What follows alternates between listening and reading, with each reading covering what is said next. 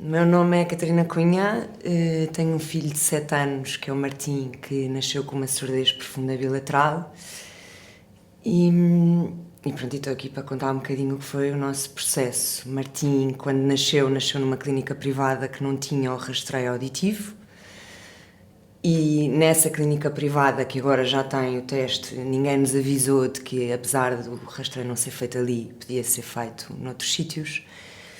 E o pediatra também não nos avisou que o Martim vinha sem o rastreio e que o devia fazer. Mas pronto, eu acredito e acho que as coisas acontecem por alguma razão. E a verdade é que quando descobrimos a surdez do Martim, o Martim já tinha 1 ano e meio. E portanto há 1 ano e meio que vivia num mundo dele e acabou por adquirir imensas aptidões que lhe valem até hoje, como a memória visual, como ler lábios e apesar de eu ter tido que lidar com um sentimento enorme de culpa que vem de não identificarmos que o nosso filho tem uma deficiência com 1 ano e meio de vida, há uma data de subterfúgios que eles criam e que não nos permitem perceber que eles são efetivamente surdos.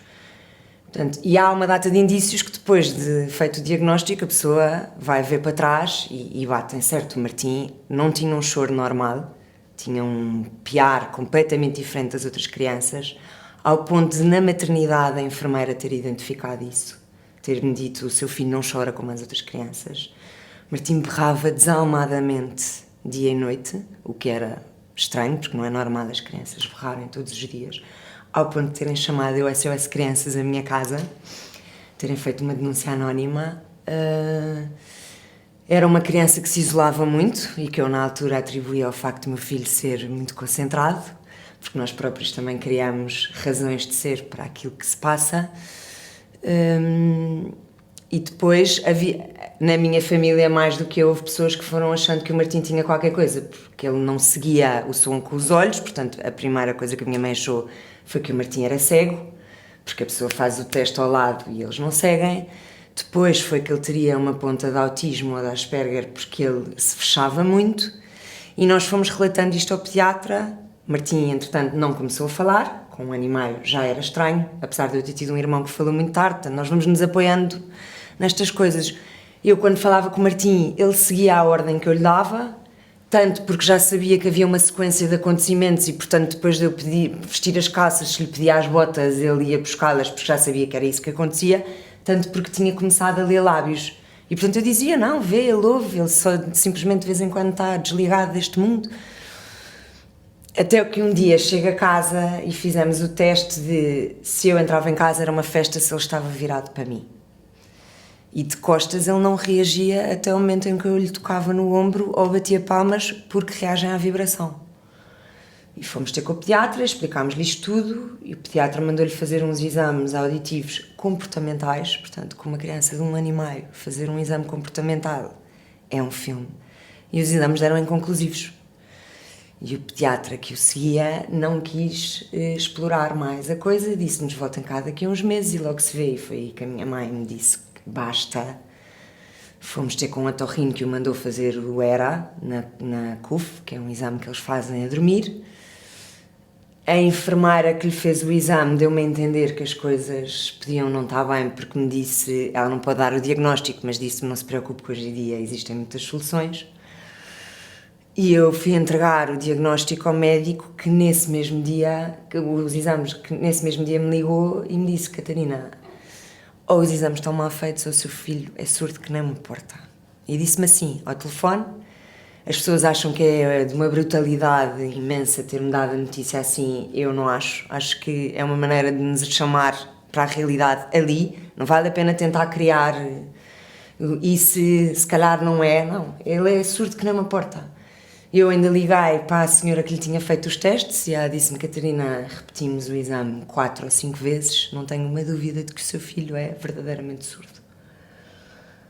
E pronto, e depois que as coisas acontecem na vida, por alguma razão, a minha mãe era amiga de sempre do Dr. Rui Nunes da Videx, que me chamou logo para a Videx para, mais do que para me apoiar em termos médicos, Foi para me descansar, para me falar. Aliás, cheguei a ir à casa dele um domingo e tudo, para eu perceber que a surdez era isto, que havia uma data de soluções, que aquilo... E é isso que eu digo a muitas pessoas que acabaram de receber o diagnóstico, parece muito maior do que o que é. Parece uma coisa gigante. Portanto, a primeira notícia é devastadora, e é devastadora a vários níveis. Porque nos dói imenso o desconhecido. Não sabemos que tipo de vida que o nosso filho vai ter, se lhe vai estar vedada a vida normal que nós temos. Com isso, lhe vai estar vedada coisas tão fáceis ou tão assumidas por nós como a música. Que tipo de profissão é que ele vai poder ter. Portanto, de repente há uma data de coisas que para nós são enormes e a incertidão é devastadora. E ao mesmo tempo é devastador o sentimento de culpa, a realização de que o nosso filho até aquele dia nunca nos ouviu, que a pessoa quase que se sente estúpida porque lhe cantou, porque tocou instrumentos, porque... Sim, mas há ali um momento de... Tudo aquilo que eu achava que era a minha realidade, 1 ano e meio que passou, não é a realidade que eu conhecia. Por outro lado, quando cheguei a casa, ao mesmo tempo percebi, e o Martim veio a correr para mim, percebi que estava tudo igual.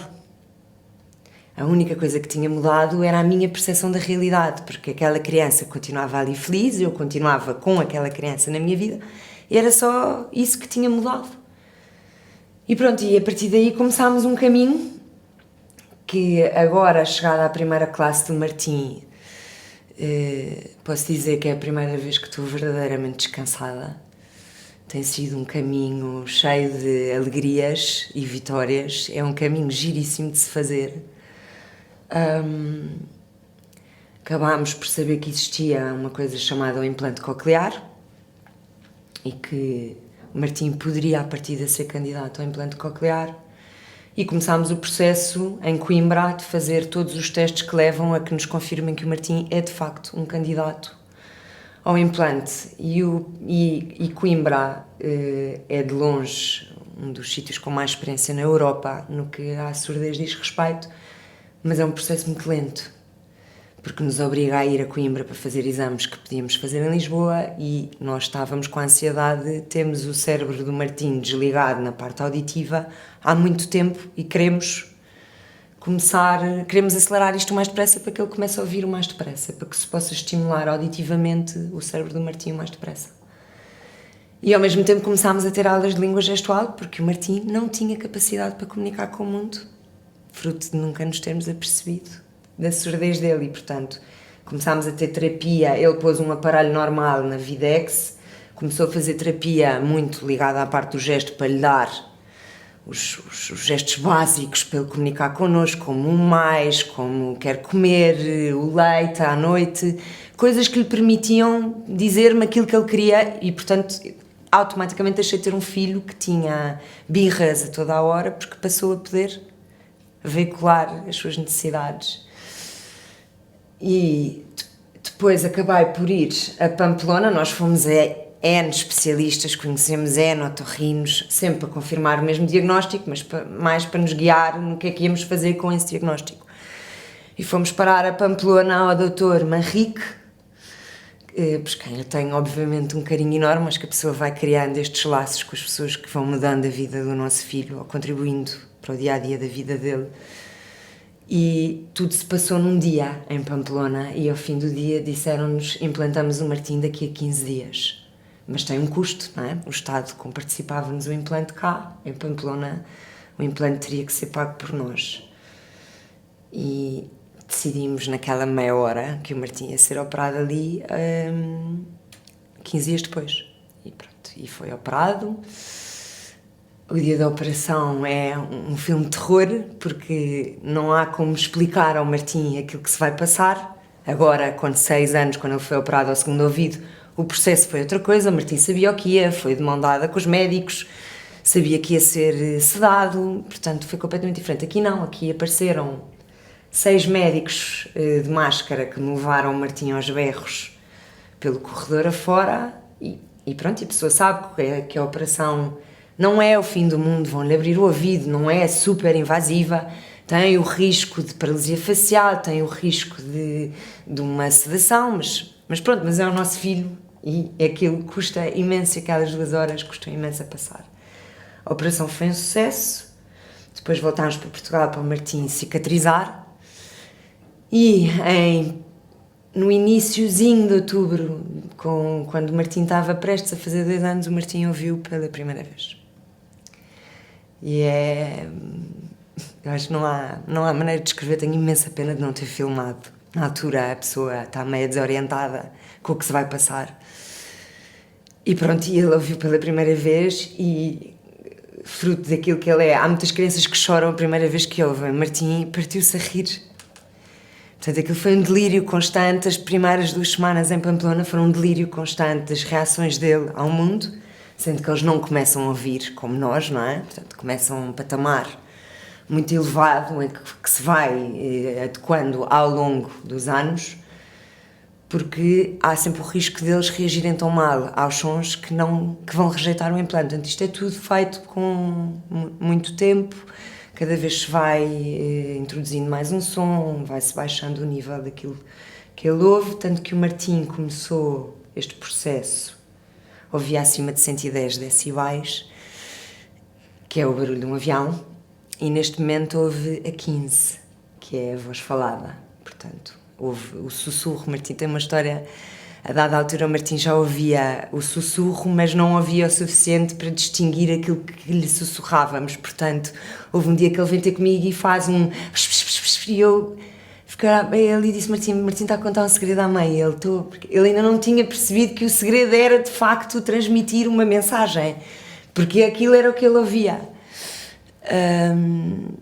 E pronto, e a partir daí mandaram-nos largar o gesto, há correntes diferentes, disseram-nos que o Martim não podia usar mais o gesto a partir daquela altura, que tinha que começar a forçar a oralidade, adquiriu a fala em muito menos tempo do que uma criança normal, tem terapia da fala 3 vezes por semana, tem terapia auditiva, porque eles têm que ser ensinados a ouvir.